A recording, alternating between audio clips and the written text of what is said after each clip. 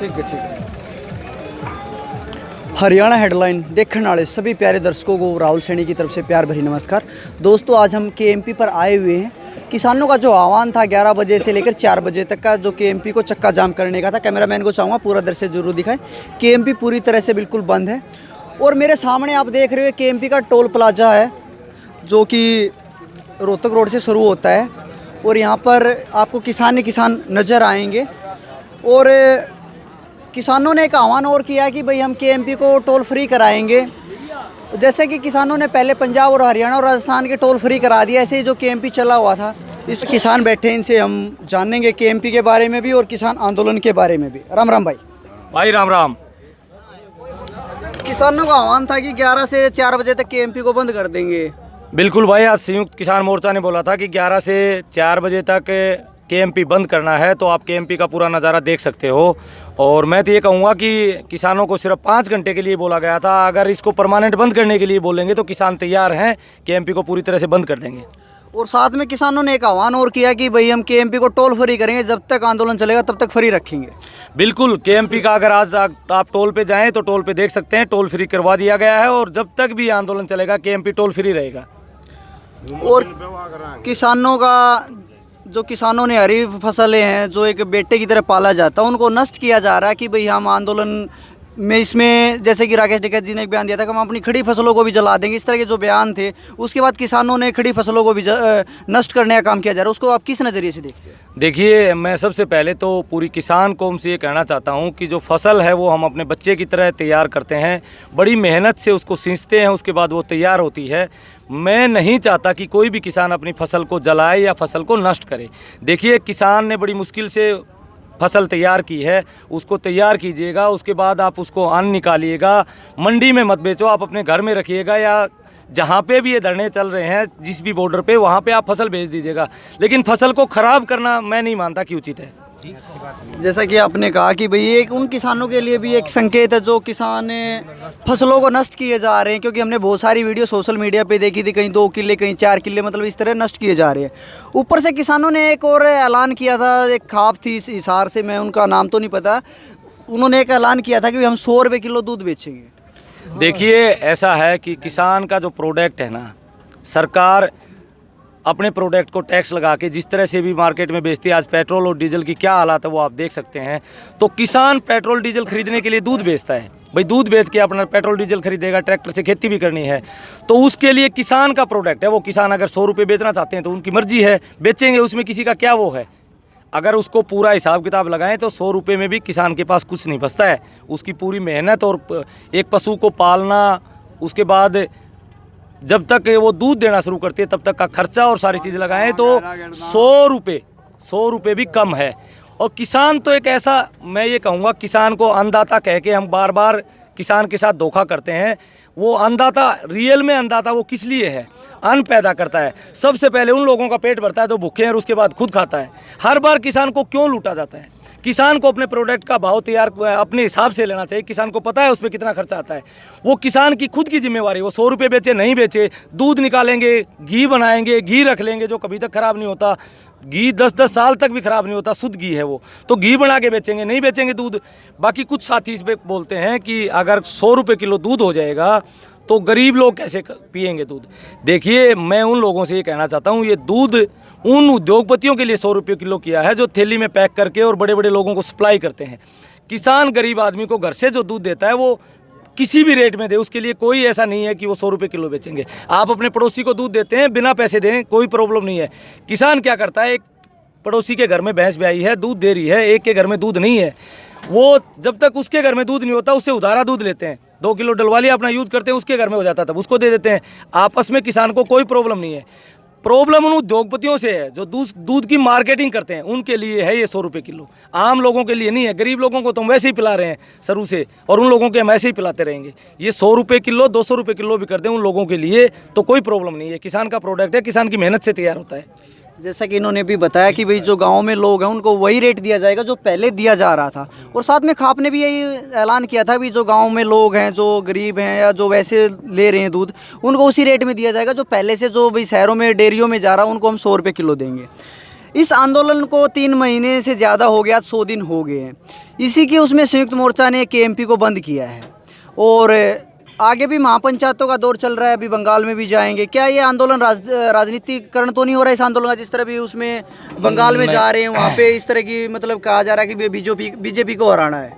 Actually मैं ये कहूँ कि ये आंदोलन का राजनीतिकरण नहीं हो रहा।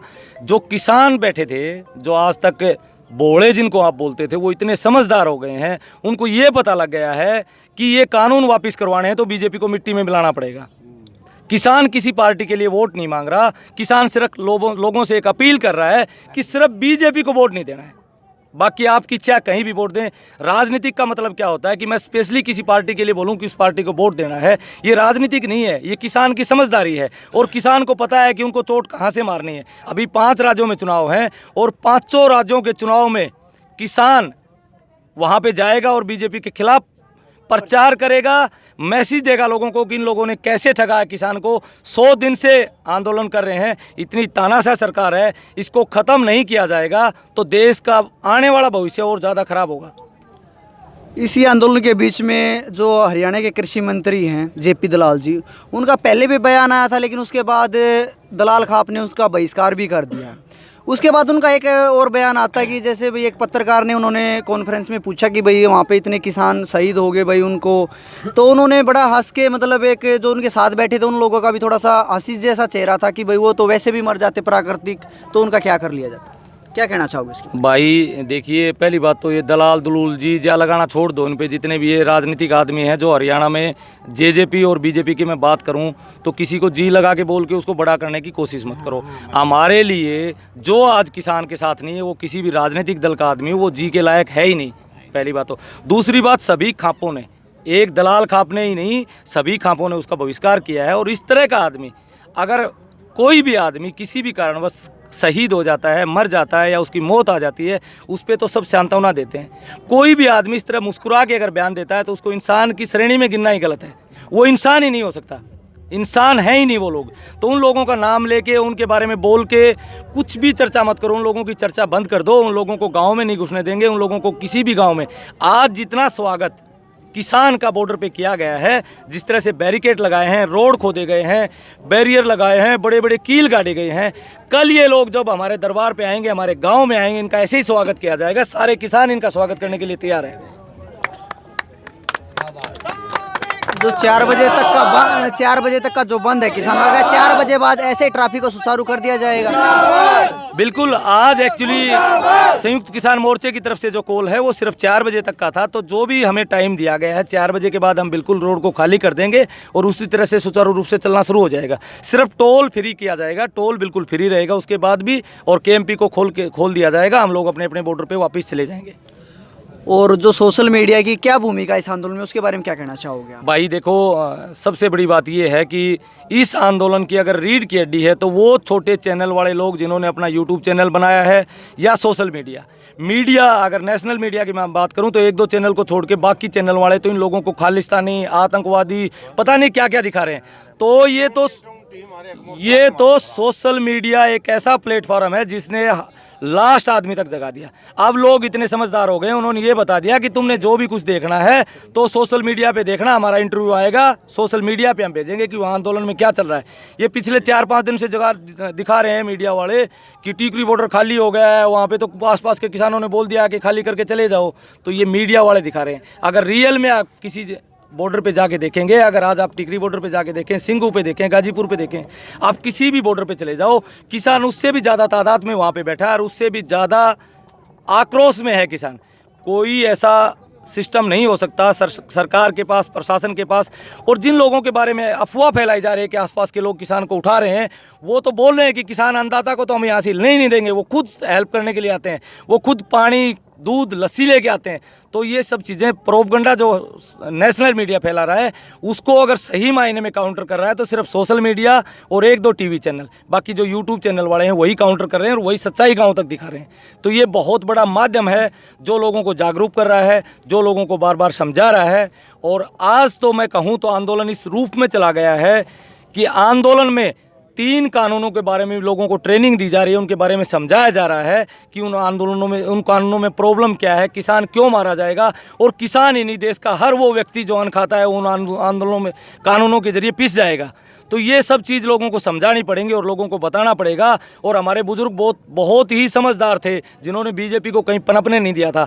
अब ये बीजेपी वाले अगर मिट्टी में नहीं मिलाए जाएंगे तो संघ के ऑफिस गाँव में जिले वाइज खुलना शुरू हो गए हैं, उन लोगों को बिल्कुल बहिष्कार करना पड़ेगा और उस विचारधारा को ख़त्म करना पड़ेगा। एक नई तरह की विचारधारा जो देश को जोड़ के रखेगी और देश को आगे तक ले जाएगी, उस विचारधारा को वापस जिंदा करना पड़ेगा। इन लोगों का बहिष्कार करना पड़ेगा। यही एक तरीका है इस आंदोलन को जीतने का। जिस तरह आगे गेहूं का सीजन आ रहा है, ऊपर से गर्मी भी आ रही है, किसानों ने सर्दी तो खुले आसमान के नीचे अपनी काट ली जैसे तैसे करके, और ऊपर से गर्मी भी है और ऊपर से गेहूं का भी सीज़न आ रहा है, क्योंकि किसान खेती तो करता ही है, साथ में उसको सीज़न भी ज़रूरी है, क्योंकि उन्होंने वो जो फसल को पाला पोसा है उसके लिए जो मेहनत की है। तो क्या इसमें आंदोलन जो चल रहा है वो ऐसे कैसे चलता रहेगा, या उसमें? भाई एक्चुअली मैं आपको बात बताऊं, जो बात आपने बोली है, आपने खुद ही ये बात बोली है कि आपकी गेहूं की खेती का फसल है, सरसों की खेती है, अभी फसल का टाइम आ गया, कटने का टाइम हो गया। तो आप एक बात निश्चित कर लो कि जो किसान है वो हर मौसम में खेती में काम करता है, हर मौसम में। यहाँ तो हमने छोटी छोटी झूपड़ियाँ भी लगा रखी हैं, कटाई के मौसम में खेत में जाके जब कटाई करते हैं तो वहाँ पे झूपड़ी भी नहीं होती ऊपर, उसके बाद भी काम करता है। तो किसान को मौसम की मार से कोई परवाह नहीं है। कोई भी मौसम आए, सर्दी थी अब गर्मी है, अब बारिश आएगी, कोई भी मौसम आए, किसान ऐसे कैसे यहाँ पे डटे रहेंगे। मौसम से किसान नहीं डरता है, हर मौसम में किसान अपना हल निकाल लेता है कि इस मौसम में क्या करना है और कैसे रहना है, वो सारी चीज़ें किसान को पता है। तो किसान को मौसम का कभी डर नहीं होता है।